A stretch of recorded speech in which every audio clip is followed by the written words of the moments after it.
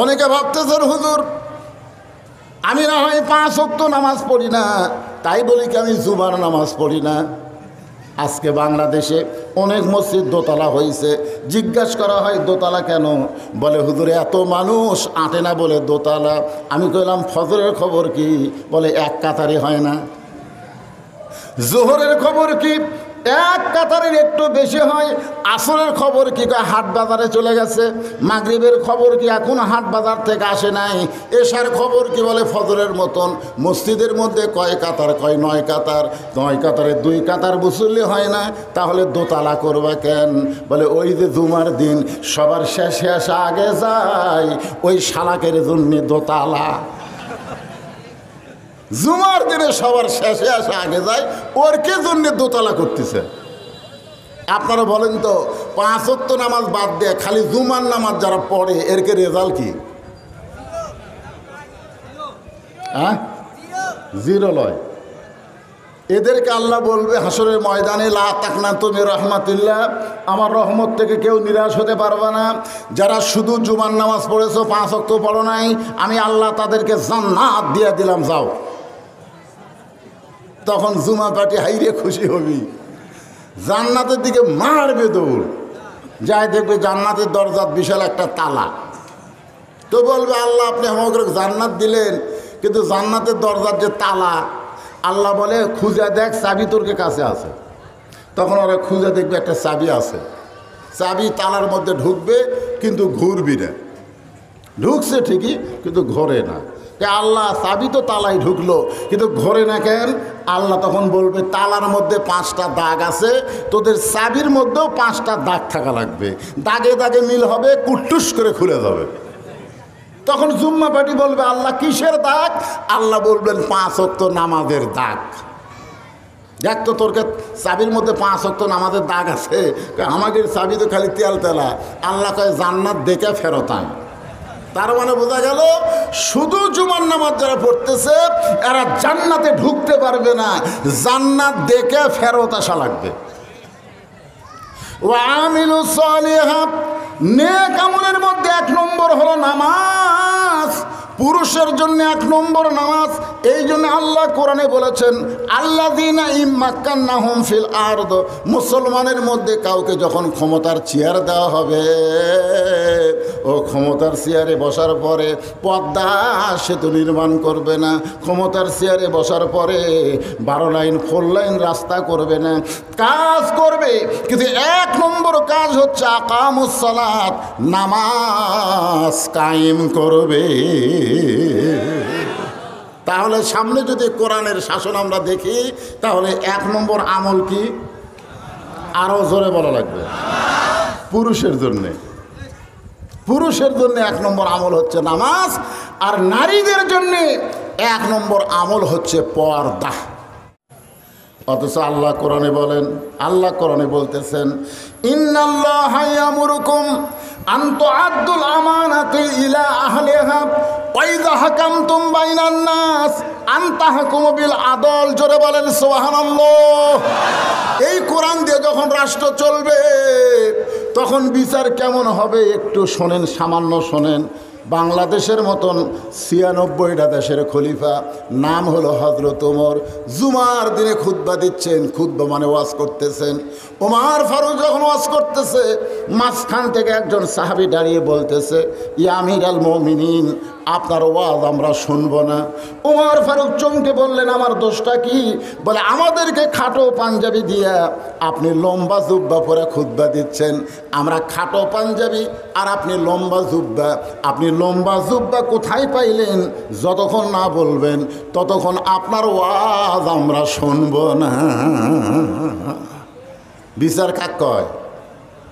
আমাদেরকে খাটো পাঞ্জাবি দিয়ে আপনি লম্বা জুব্বা পরে খুতবা দিবেন? সঙ্গে সঙ্গে আব্দুল্লাহ ইবনে ওমর উমর ফারুকের সন্তান বাপের পাশে দাঁড়ায় বলে, রে নবীর সাহাবীরা, তোমরা খাটো পাঞ্জাবি হলেও তো নতুন কাপড় পরে আজকে নামাজ পড়তে আইছো, আমার পরনে তাকায় দেখো, আমার পরনে কিন্তু নতুন কাপড় নাই। ওসমান গনি বলে, আব্দুল্লাহ, আজকে জুমার দিনে সবাই নতুন কাপড় পরছে বাজান, তুমি কেন পুরাতন কাপড় পরে আইছো? আব্দুল্লাহ কান্দে আর কয়, আমি যদি নতুন কাপড় পরতাম তাহলে আমার বাবার জুব্বা লম্বা হতো না। আমি যদি নতুন কাপড় পরতাম তাহলে আমার বাবার জুব্বা লম্বা হতো না। তোমরা দুনিয়ার সবাই ঘুমাও, যেদিন থেকে আমার বাবা মদিনার খলিফা হয়েছে সেদিন থেকে আমার বাবার চোখে আর ঘুম নাই। আমি একদিন গভীর রাত্রে চেতন পায়ে দেখি আমার মা দরজার পাশে দাঁড়ায় কাঁদতেছে। আমি মাকে বললাম, মা, এত রাত হয়ে গেল, আপনি কেন ঘুমান না? মা বলে, ব্যাটারি তুই জানিস না, যেদিন থেকে তোর বাবা কোরআন দিয়ে রাষ্ট্র চালায় সেদিন থেকে তোর বাবা আর কোনোদিন ঘুমাই না। আব্দুল্লাহ বলতেছে, দুনিয়ার সবাই যখন ঘুমায় গেছে এমন সময় আমার বাবা আমার দরজায় এসে আমাকে আব্দুল্লাহ আব্দুল্লাহ বলে ডাকতেছে। আমি দরজা খুলে দেখি বাবার হাতে নতুন একটা কাপড় দেখা যায়। আমি বললাম, বাবা, বাইতুল মাল থেকে একটা কাপড় আমারে দিছে, আবার গভীর রাত্রে আর একটা দিবার আইছেন। ওমর বলে, বেটা রে, একটা কাপড় তুই পাইছিস, আর একটা কাপড় আমি তোকে দিবার আসিনি বাবা, এই কাপড়টা আমার ভাগে পড়েছে। এখন তুই বল, এই ছোট কাপড় পরে আগামীকাল খুতবা কেমনে দিব? তোর কাপড়টা একটু আমাকে দান করে দে, দে রে আব্দুল্লাহ, দে রে, দান করে দে। আব্দুল্লাহ বলে, বাবার চোখের পানির কাছে আমার নতুন কাপড় আমি বাবাকে দান করে দিলাম। বাবার কাপড় আমার কাপড় একত্র করে বাবা লম্বা জুব্বা বানায় খুতবা দেয়। এখন বলো, বাবার খুতবা শোনা যায় কি না যায়? সমস্ত সাহাবীরা কান্দে। আল্লাহর কোরআন দিয়ে যখন রাষ্ট্র চলবে, মতিউর রহমান নিজামীর মতন, মুজাহিদের মতন, হযরত ওমর ফারুকের মতন ভালো নেতা পাওয়া যাবে। ফাঁসি দিয়েছে কিন্তু অনুবীক্ষণ যন্ত্র দিয়ে খুঁজেছে, তাদের পিছনে একটা দুর্নীতি নাই। ধরে কোন কথা কন না কেন? আল্লাহর কোরআন দিয়ে যখন রাষ্ট্র চলবে, এমন ভালো মানুষকে মানুষ নেতা পাবে, সুবিচার পাবে, বিচার থাকবে আল্লাহর কোরআনের আইন দিয়ে। ধরে কোন কথা ঠিক? আপনারা তিরস্কার করতে পারবেন না। সালাম ফিরানোর পরে বহু দোয়া আছে। আল্লাহ রাসূল বলেছেন, দোয়া পড়ো, দরুদ পড়ো। কিন্তু আমরা দোয়া দরুদ না পড়ি, দুই হাত তুলে মোনাজাত। কি কয় বক্তা, কি কয় ইমাম? বারবার বারবার আল্লাহুম্মা আমিন। শোনেন, আল্লাহর কাছে চাওয়ার একটা সাইজ আছে, দরকার আছে না নাই? কোনো ফকির যদি দরজাত গিয়ে বলে, ভিক্ষা দাও, ভিক্ষা দাও, ভিক্ষা দাও, ভিক্ষা দাও, ভিক্ষা দাও, ভিক্ষা দাও, ভিক্ষা দাও, আপনারা বলেন তো বাড়িওয়ালা ভিক্ষা দিবি? দরকার দিবি? সুন্দরভাবে মোনাজাত হচ্ছে আল্লাহর সঙ্গে মোবাইলে কথা বলা। তো মোবাইলে কথা বলা সকলে মিলে হয় না একলা হয়? একলা হয়। মোনাজাত মানে কানে কানে, কানে কানে। তো এই নিয়ে সমাজের মধ্যে আমরা কোনো ফেতনা করব না। আমরা ফেতনা ছাড়া সমাজ করতে চাই। সমাজের মধ্যে আমাদের কোনো ফেতনা নাই। সকলে বলেন আল্লাহুম্মা আমিন। অনেক টাকা আল্লাহর বান্দারা দান করতেছেন। এখানে একজন আল্লাহর বান্দা, নাম কি লিখছে? শামীম রেজা। শামীম রেজা, হ্যাঁ, এখানে একটা কোম্পানি আছে, সেই কোম্পানির নির্বাহী পরিচালক ৩,০০০ টাকা দান করেছে। আল্লাহ তার দানকে কবুল করেন। সকলে বলে আল্লাহুম্মা আমিন। সকলে ইস্তেগফার পড়েন, আস্তাগফিরুল্লাহ, আস্তাগফিরুল্লাহ আল্লাযী লা ইলাহা ইল্লা হুয়াল হাইয়ুল কাইয়্যুম ওয়া আতুবু ইলাইহি। আল্লাহুম্মা সাল্লি আলা মুহাম্মাদ, আল্লাহুম্মা বারিক আলা মুহাম্মাদ, আল্লাহুম্মা সাল্লি আলা মুহাম্মাদ, আল্লাহুম্মা বারিক আলা মুহাম্মাদ, আল্লাহুম্মা আমিন।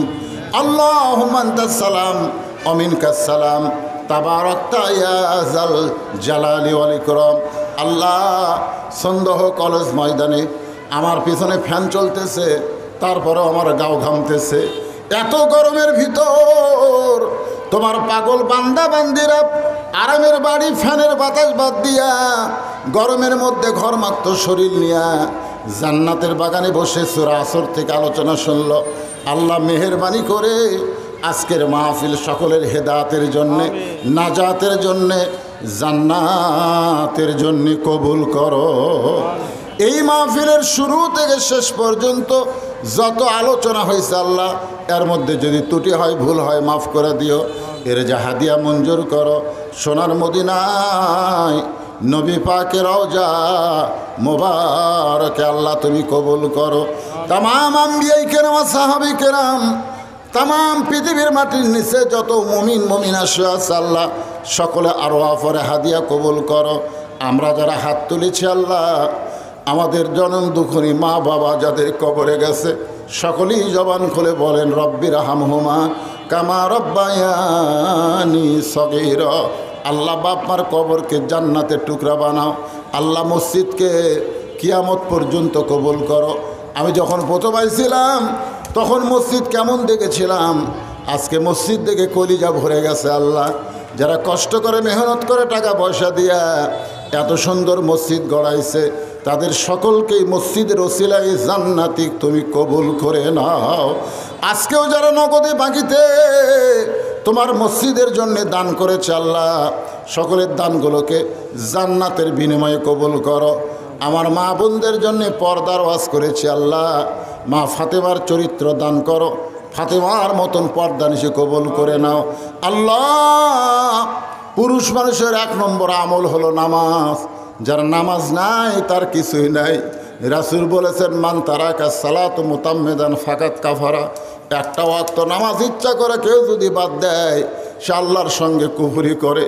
আল্লাহ তোমার মসজিদের উন্নয়ন হলো অত্র এলাকার সমস্ত যুবকগুলোকে মসজিদে এসে 5 ওয়াক্ত নামাজ জামাতে আদায় করা।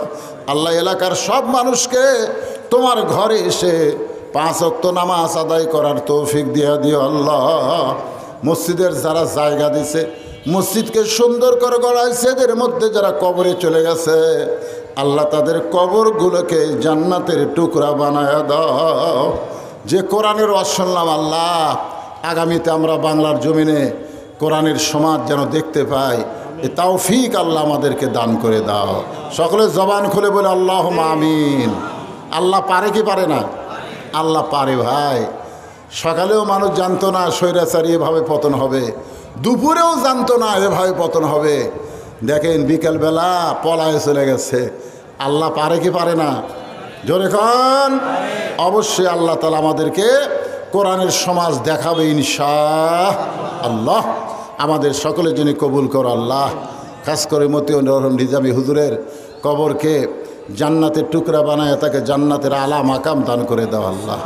আব্দুল সোবহান সাহেব, তেনাকেও জান্নাতের উচ্চ মাকাম দান করেন আল্লাহ। আল্লাহ আল্লাহ অন্যায়ভাবে যাদেরকে হত্যা করা হয়েছে সকলকে শাহাদাতের মর্যাদা দিও। কোরআনের পাখিকে আল্লাহ তুমি জান্নাতের উচ্চ মাকাম দান করে দিও আল্লাহ। সুবহানা রাব্বিকা রাব্বিল ইজ্জাতি আম্মা ইয়াসিফুন ওয়া সালামুন আলাল মুরসালিন আলহামদুলিল্লাহি রাব্বিল আলামিন। ওয়াজাল আখিরা কালিমাতুনা ইনদাল মাউতে। সকলে পড়েন লা ইলাহা ইল্লাল্লাহু মুহাম্মাদুর রাসূলুল্লাহ সাল্লাল্লাহু আলাইহি ওয়াসাল্লাম।